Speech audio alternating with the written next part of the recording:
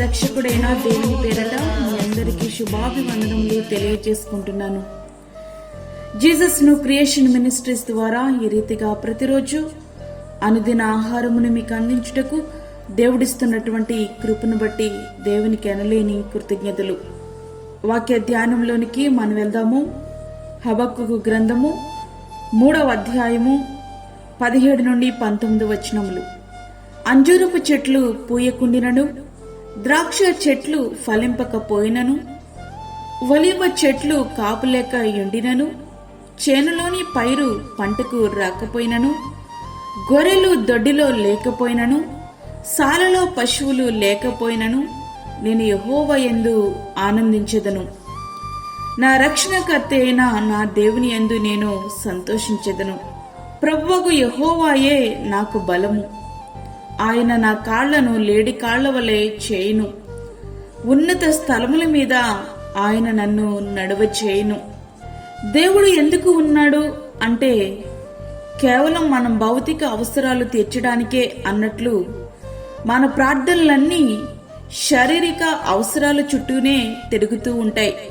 మనము ఎంతసేపు నాకు అది కావాలి, నాకు ఇది కావాలి, నా కోసం అది చెయ్యి, ఇది చెయ్యు అంటూ మన ప్రార్థనలో కొనసాగుతూ ఉంటాయి. కానీ హబక్కూకు చేసిన ప్రార్థనను ఒక్కసారి మనం పరిశీలిద్దాం.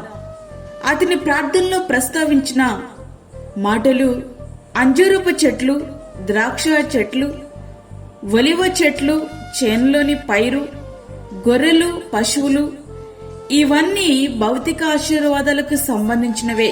కానీ వీటిలో దేనిని ఆయన ఆశించడం లేదు.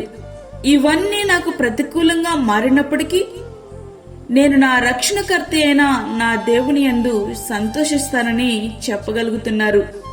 హబక్కూకు గారు శారీరక ఆశీర్వాదాల యందు ఆనందించేవారు కాదు, తన ఆత్మను రక్షించే దేవుని యందు ఆనందించేవారుగా మనకిక్కడ కనబడుతూ ఉన్నారు. ప్రియ స్నేహితుడా, వాక్యమంటున్నటువంటి ప్రియమైన దేవుని బిడ్డ, మనమైతే శారీరక ఆహారం కోసం ప్రయాసపడుతూ తద్వారా బలాన్ని పొందాలని ఆశపడుతుంటే, హబక్కూకు గారేమో ప్రభువు యెహోవాయే నాకు బలము అంటున్నారు. ఆయనే మన బలమైతే ఏ బలహీనత మన ముందు నిలువలేదు. అంతేకాదు, లేళ్లు పర్వతం మీద సైతం ఏమాత్రం కాలు జారకుండా పరిగెత్తగలవు. అట్లానే నన్ను కూడా ఉన్నత స్థలములో ఆయన నడిపిస్తాడని ఆయన చెప్తున్న మాటలు అంతులేని విశ్వాసాన్ని మనకు చాటి చెప్తున్నాయి. ప్రియ స్నేహితుడా, కష్టాలున్నాయని బాధపడుతున్నావా? ఇబ్బందుల్లో ఉన్నానని చింతిస్తున్నావా? ఈ హబక్కూకు గారి వలె దేవుని యందు ఆనందించడం నేర్చుకో. పౌలు గారు అంటున్నారు, ప్రతి విషయమందును కృతజ్ఞతాస్తులు చెల్లించుడి అని. అవును, మన యొక్క ప్రతి పరిస్థితి యందు దేవునికి మనం కృతజ్ఞతాస్తులు చెల్లించాలి. మనకి ఏమున్నా లేకపోయినా, బలమున్నా లేకపోయినా, ఆస్తులున్నా లేకపోయినా, ఏది ఏమైనప్పటికీ మనం ప్రభువునందు ఆనందించగలిగితే అంతకన్నా సంతోషకరమైన విషయం ఈ భూలోకంలో ఏముంటది చెప్పండి? మన ప్రార్థనలకు ప్రతిఫలము రావడం లేదంటే ఒకవేళ మనం చేసే ప్రార్థనలో ఏదైనా లోపం ఉందేమో మనము సరిచేసుకోగలగాలి. ఆత్మీయ ఆశీర్వాదాల కోసం మనం ప్రార్థించగలిగితే ఆశ్చర్యం ఏమిటంటే భౌతికమైన ఆశీర్వాదాలు కూడా వాటంతట అవే మనల్ని వెతుక్కుంటూ పరిగెత్తుకుంటూ వస్తాయి. కనుక తప్పకుండా మన ప్రార్థనకైనా సమాధానం ఇస్తారు. మనం ఆశించేది ఇహలోక సంబంధమైనదా, పర సంబంధమైనదా? నీ యొక్క ఆశీర్వాదాలు ఎలా ఉండాలనుకుంటున్నావు? నీ జీవితంలో దేవుని దగ్గర నుండి వచ్చే ఆశీర్వాదాలు అవి శాశ్వతంగా మన దగ్గరే ఉంటాయి. కనుక దేవుని దగ్గర నుండి ఆశీర్వాదాలు సమృద్ధి మన మీదికి కృమ్మరించబడాలి అనంటే దేవుని చిత్తములో మనం ప్రార్థించగలగాలి. తప్పకుండా నీవు ఆశీర్వదించబడతావు, తప్పకుండా నీవు దీవించబడతావు. ప్రతి పరిస్థితి నుండి నీకు విడుదల లభిస్తుంది. కాబట్టి ప్రియ దేవుని బిడ్డ, దేవునికి ఇష్టమైన ప్రార్థనలు చేద్దాం. ఏది ఉన్నా ఏది లేకపోయినా దేవుని యందు మనం ఆనందిద్దాం. యెహోవా దేవుడిగా గల జనులు ధన్యులు అని బైబిల్ గ్రంథం సెలవిస్తూ ఉంది. నిజంగా దేవుని కలిగినటమే మన బలం. దేవుడు మన పక్షమున ఉండడమే అత్యధికమైనటువంటి ఆశీర్వాదం.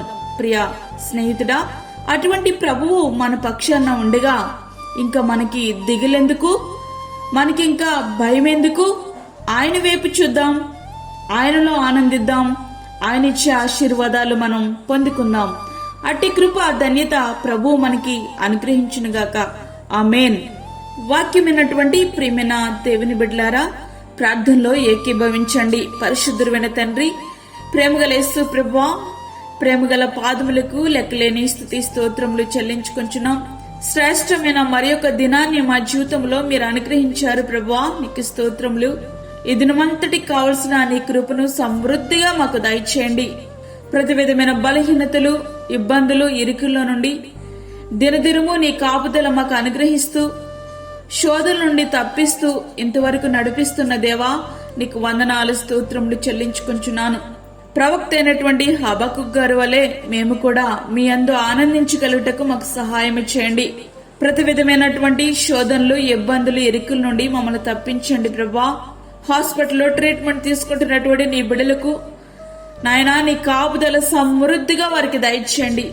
అనేకమైన బలహీనతలతో ఇబ్బంది పడుచున్న నీ బిడ్డలకు మీరు తోడుగా ఉండండి. వారికి సమృద్ధి అయిన నీ దీవెన, నీ కృప, నీ సహాయమును దయచేయండి ప్రభువా, నీకు స్తోత్రములు తండ్రి. అనేక మంది ఫోన్ కాల్స్ ద్వారా అనేక బలహీనతలు తెలియచేస్తూ ఉన్నారు నాయనా. వారికి ఉన్నటువంటి ప్రతి ఒక్క సమస్యల నుంచి వారిని విడుదల చేయండి. వారి బలహీనతల నుంచి వారు విడుదల పొందినట్లుగా సహాయం చేయండి. అలాగే దూరదేశంలో ఉండి వాక్యం నుండి బిడ్డలను జ్ఞాపకం చేసుకునండి. వారికి, వారి కుటుంబాలకు కావలసినటువంటి నీ యొక్క కృప సమృద్ధిగా మీరు అనుగ్రహించండి ప్రభువా. నామకార్థమైన పరిస్థితుల నుంచి మీరు తీసివేసి శ్రేష్టమైన నీ మార్గంలో నడుచుకున్నట్లుగా ప్రతి ఒక్క బిడ్డను మీరు ఆయత్తపరచండి. ఈ దినమంతటికి కావలసిన నీ కృప మాకు సమృద్ధిగా దయచేయమని యేసు పరిశుద్ధ నామమున అడిగి వేడుకుంటున్నాము తండ్రి. ఆమేన్. ఈ వర్తమానములు మీ బంధువులకు, మీ స్నేహితులకు షేర్ చేయండి. దేవుని పనిలో మీరు కూడా పాలిభాగస్తులు కండి. అదే విధంగా మీ ప్రార్థన అవసరతలు మాకు తెలియచేయండి. మా ఫోన్ నంబర్ 9177377559. దేవుడు మిమ్మును, మీ కుటుంబమును దీవించునుగాక. ఆమేన్.